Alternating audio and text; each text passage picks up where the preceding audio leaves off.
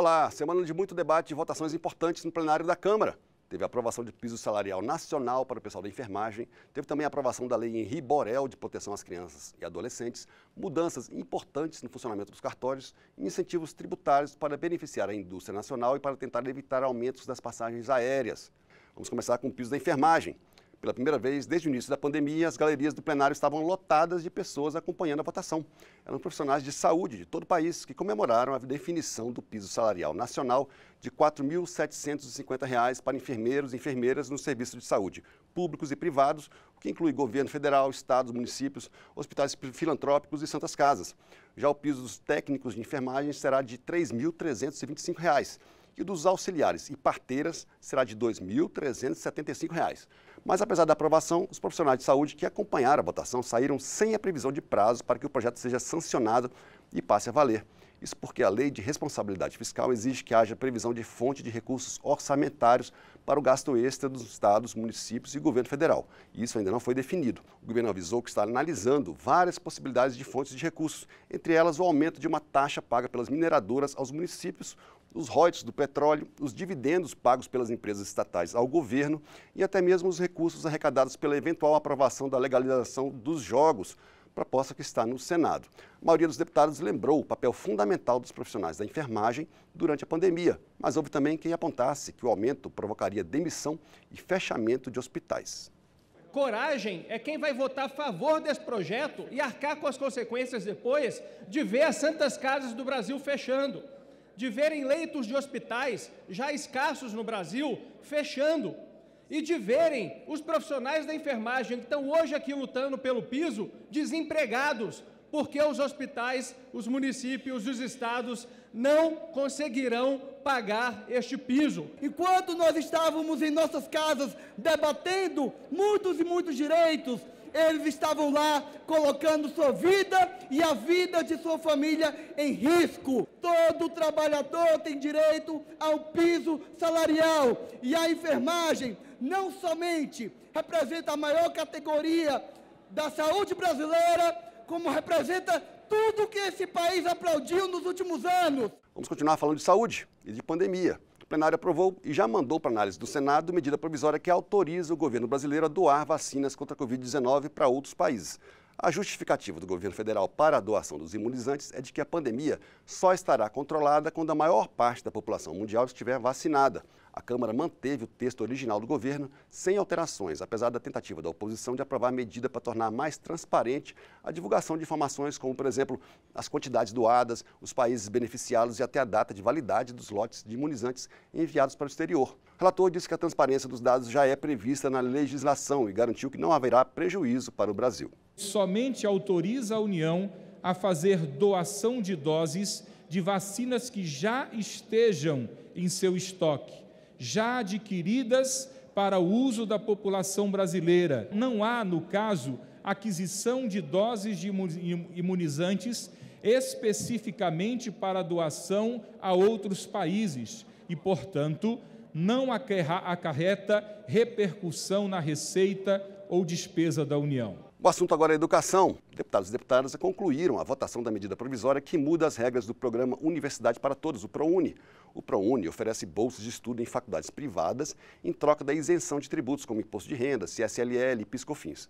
Entre outras mudanças, a MP permite a oferta de vagas em faculdades particulares para alunos que estudaram em escolas particulares sem bolsa de estudo integral. Mas esses estudantes, que até a edição da MP não poderiam ser beneficiados pelo programa, terão que atender os outros critérios que permanecem válidos, como ter renda per capita familiar de até 3 salários mínimos, no caso de bolsa de estudo parcial, ou de até 1,5 salário mínimo para poder ter direito à bolsa integral. Como já tinha sido aprovada pelo Senado, a medida provisória seguiu para a sanção presidencial, que foi comemorado no plenário.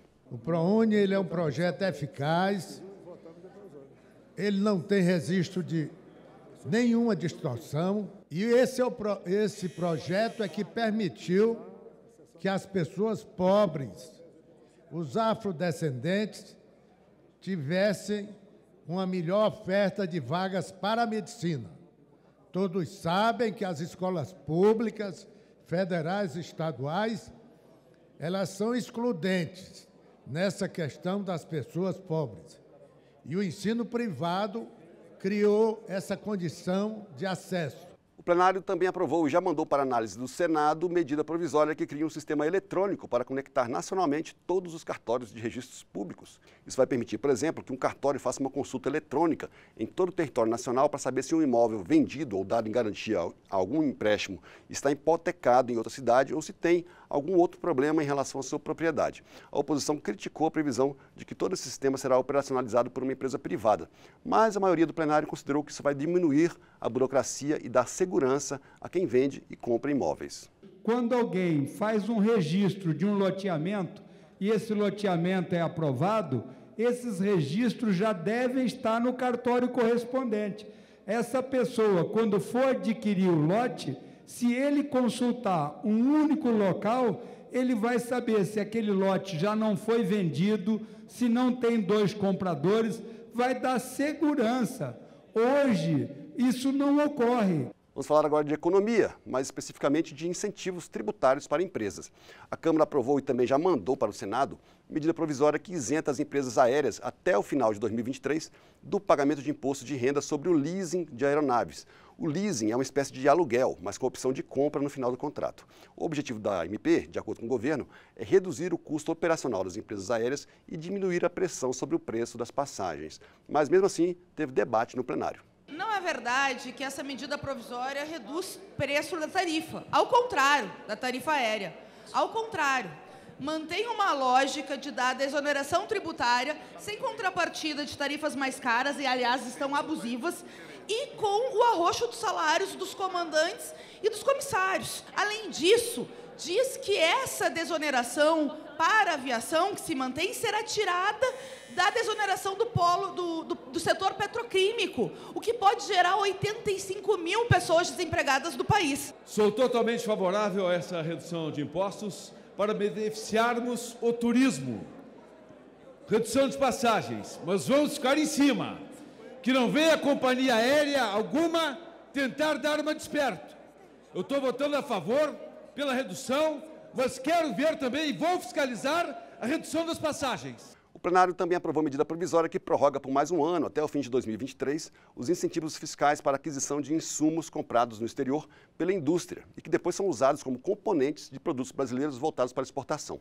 Esse mecanismo, conhecido como drawback, funciona como um incentivo às exportações brasileiras, já que reduz os custos de produção e torna mais competitivos os produtos exportáveis.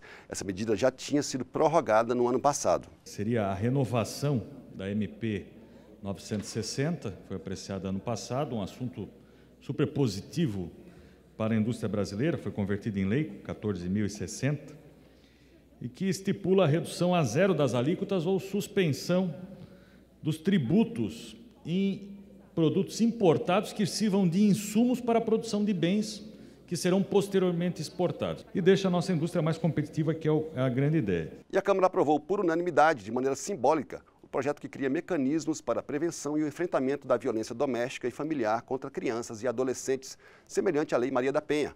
A aprovação foi no dia em que o menino Henri Borel, morto em março do ano passado, completaria 6 anos de idade. A proposta estabelece medidas protetivas específicas para crianças e adolescentes vítimas de violência doméstica e aumenta a pena do homicídio contra menores de 14 anos, se o crime for cometido por parente, empregador da vítima, tutor, curador, ou se a criança for portadora de deficiência ou estiver em situação de vulnerabilidade por alguma doença.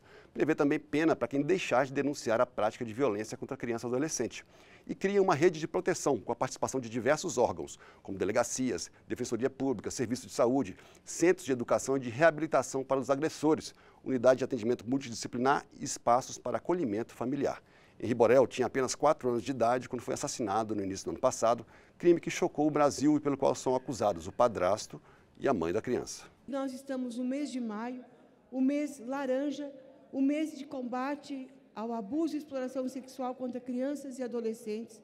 E este texto, que já foi aprovado por nós, que foi para o Senado, traz, no dia 3 de maio, o Dia Nacional de Combate à Violência Doméstica e Familiar contra Criança e Adolescente, em homenagem ao nosso pequeno Henri Borel, menino que foi assassinado, vamos dizer, com a palavra mais correta que possa existir no dicionário. O plenário também aprovou o projeto que estrutura o plano de carreira de servidores efetivos da Defensoria Pública da União, o órgão encarregado de garantir os direitos individuais e coletivos da população carente na Justiça, o que envolve ações penais e defesa dos direitos humanos. O texto cria 410 cargos de analista com curso superior e 401 cargos de técnico. Nunca foi criado, de fato, a carreira da Defensoria Pública da União. A Defensoria Pública da União cuida de quase 3 milhões de causas e das pessoas mais carentes que vão atrás do seu benefício de INSS, de aposentadoria. Para vocês terem noção da precariedade hoje do serviço, ela tem 12 DAS para cuidar do Brasil inteiro e está funcionando de forma precária, trazendo servidores de outras estruturas para que possam trabalhar. Estes foram os destaques no plenário da Câmara essa semana. Semana que vem tem mais. Eu espero vocês.